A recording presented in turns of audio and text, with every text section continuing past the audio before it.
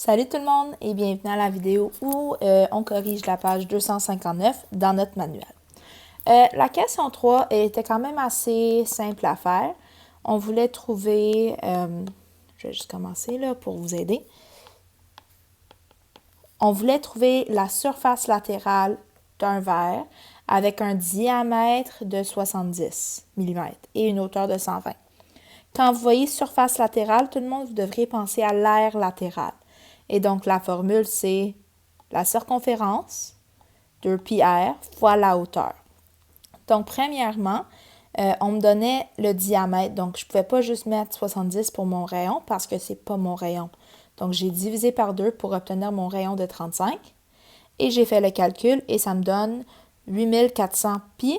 Ou si je le multiplie ensemble, ça me donne 26 389,38 mm². Donc ça, c'est la surface de ce cylindre, la surface latérale, je devrais dire.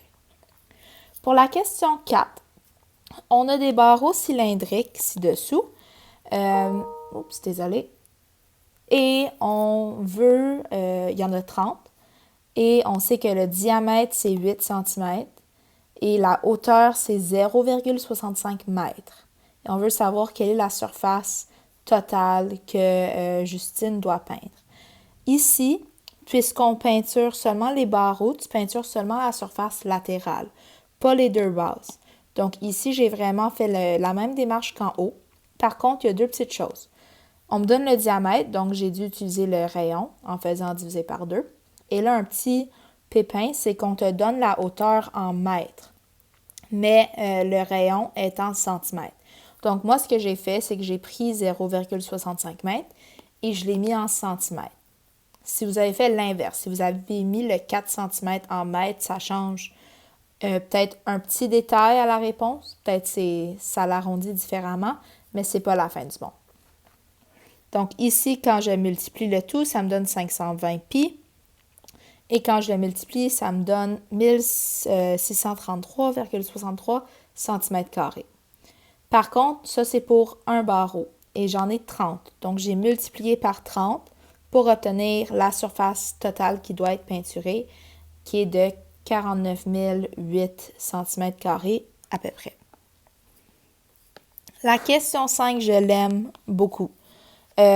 Puisque tu as deux cylindres différents à calculer.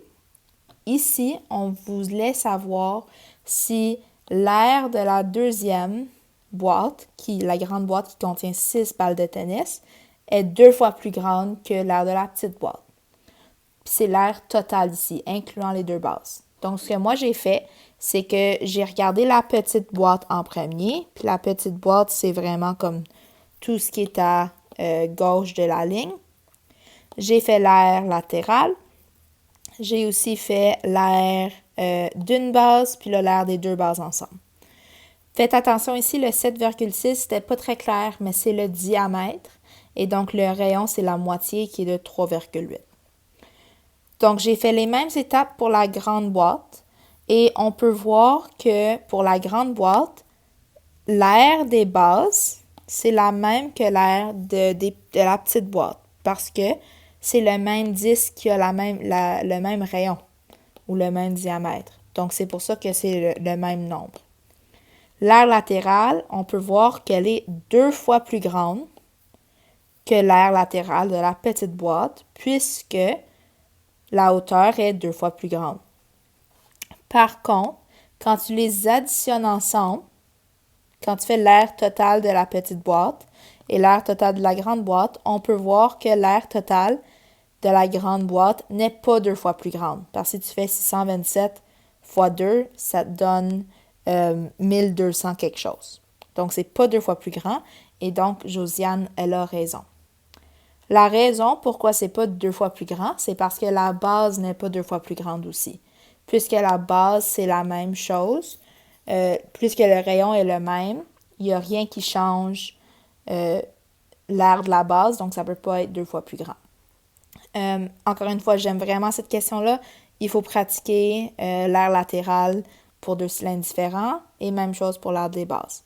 Donc, j'espère que cette vidéo vous a aidé tout le monde et on se revoit bientôt.